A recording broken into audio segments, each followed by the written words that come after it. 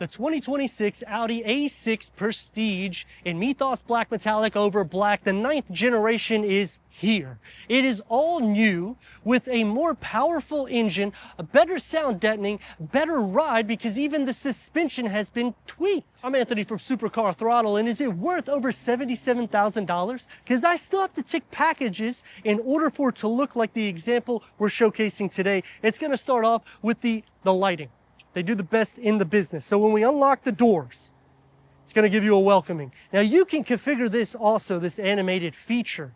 And it's basically just saying, hey, how you doing? When you're walking to your vehicle. And when you lock it, it does the same thing like saying, take care. I'm going to just be right here waiting for you. Full matrix HD designed LED headlights and daytime runnings because we're in the Prestige trim. You'll also get the cleaner, which is stationed right there with clearance at 4.2 to 5 inches. That's 107 to 133 millimeters. I like how dynamic the hood looks, how it bulges into the fenders. I think they did an excellent job keeping a more dynamic style, but still keeping it to the executive level. So it's somewhat understated, even though they've increased power because of what's housed underneath the hood. 3-liter TFSI V6 producing 362 horsepower with 406 pound-feet of torque paired to a 7-speed S-tronic with Quattro all-wheel drive, reaching 60 at 4.5 seconds, a top speed at 130 miles per hour, achieving 20 mpgs for the city, 29 mpgs for the highway, with a combined at 23 mpgs. And yes, 27 horsepower and 37 pound-feet of torque more is definitely something that I like. But again, is it worth over $77,000? Well, we got to dissect even further. The S-Line Black Optic package gives us these 20-inch 5-arm Peak design wheels. They're bicolor finish, all-season tires. But now this one is truly for aesthetics. So the side view mirror, all around the window trims, the interior of the door handle, and the badging. Single floating calipers with a 14.2-inch front disc that's vented at 360 millimeters. The rear is a 13.8-inch disc at 350 millimeters, and it's vented also with electronically controlled adaptive damping. Now, if you don't tick the box to the features that we have, you're gonna save about $12,000. And then it changes the whole ball game when you're talking about BMW and Mercedes, because this is gonna be a lot cheaper for what you're getting. Even the suspension has been reworked, so I appreciate what Audi's doing because it's not just aesthetics, it's all round a new vehicle. But that's not gonna change the topic on the subject, is it worth over $77,000? Because I could go into a 5 Series and save some money, and I'll have the same performance that's in the 3 Series and the 4 Series. Where here you only have one engine option, you'll have a couple of different options when you go that route. The rear is going to get the OLED digital lighting. Audi has transformed this vehicle to make it look a lot more unique. Because when you go back to the competition, BMW and Mercedes, it's going to be more square. This is going to be more round, more futuristic.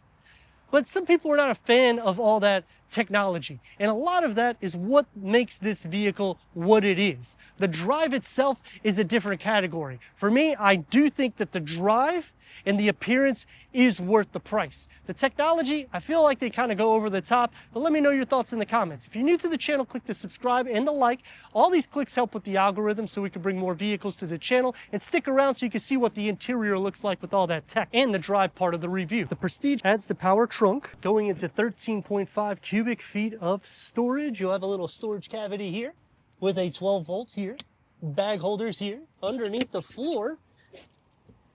You don't get any spare tire. From front to back, 47 inches or near 4 feet. From side to side at 41 inches. Unfortunately, there is no lever in the all-new A6 in the back to fold down the seats at a 40-20-40 split or a 60-40 split. So you'll still have to come back here, pull the levers on both sides to fold them down flat, to maximize cargo capacity to over 6 feet at 78 inches. Increase of over 20 horsepower and over 30 pound-feet of torque.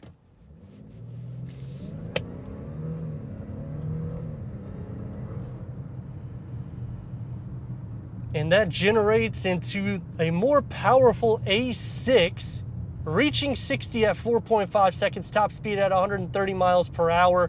It is an executive vehicle, so I'm not expecting it to go onto the track. I like how smooth it is. The seats are comfortable. I don't feel like I'm all over the place. It doesn't feel boaty. Maneuverability, it feels a bit numb, but that's to be expected. Changing the driver mode to a more balanced drive. So that way we can see the turbo lag. We're gonna slow down to about 35, 33. Now we're giving it a go.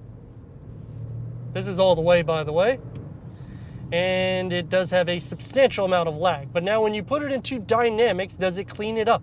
Well, already it's ticking the RPM up, which would mean yes.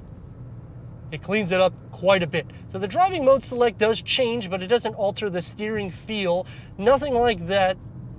But overall, I do like the build quality that I'm getting. I don't like all the screen configurations. I feel like it's something that's going to get outdated and old in the next coming years. But it's so quiet. A lot of technology here, which can get a little bit confusing, especially when you have a camera attached to you. I wish there was some physical buttons at least, because even the climate control is still through this infotainment screen. And the issue that happens, I have an MC20 Cello, and my screen stopped. So I had to do a hard reset. It took like 30 minutes for me to be able to get this thing to work. Thank God it did, because these screens, probably $5,000 to $10,000 to replace. So you may want to put a cover over it and not just touch it with your greasy fingers. The other thing is the driver mode select. Here you actually have a button, so I appreciate that. Mine is a touch as well.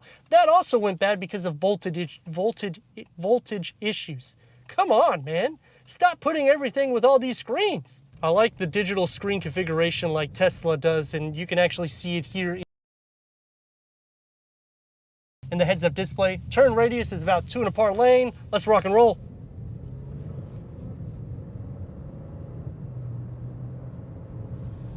Keeps it smooth, keeps it composed. It's definitely an executive vehicle.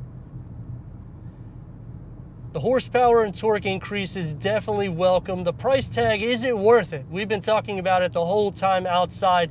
I think it is for the drive and the comfort. It's just a fun vehicle and very comfortable for a long journey. The cons to it is all the screen configuration, because realistically, what the hell do you need all this for? You have to drive the vehicle. It's not like you're going to be watching TV. You're not watching Netflix here. And even if you were, you're going to wreck. The car can only go 0.2 to 0.3 miles without you being so engaged with the steering wheel. And then it's going to beep, and it's going to do this, it's going to vibrate, it's going to do a little pulse. So there's really no point of doing all these screen configurations unless you're doing a full autonomous driving. As for BMW and Mercedes, very comfortable cars. They're a little bit less with the tech. All of them are going to this screen configuration that covers up the whole damn dash. Mercedes does a little bit less than all the competition, but for what you're getting as a total value with the safety that's been implemented, the updates to everything on this 9th generation, it really has transformed this vehicle to make it one of the most comfortable vehicles in class. Let me know your thoughts in the comments. If you're new to the channel, consider subscribing. Check out this next video right here.